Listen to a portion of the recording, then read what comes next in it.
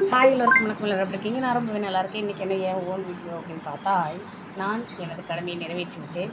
நான் ஓட்டு போட்டு வந்தாச்சுங்க. எங்கள் ஃபேமிலியும் ஓட்டு போட்டாச்சு.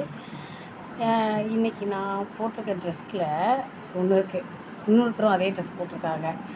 எனக்கு ரொம்ப பிடிச்சவர், உலகத்துக்கே ரொம்ப பிடிச்சவர் நம்ம தலைங்க, நம்ம அஜித் ஏகே சாரும் இதே ஒயிட் அண்ட் ஒயிட் அவர் போட்டிருக்காரு, பிளாக் கண்ணாடி.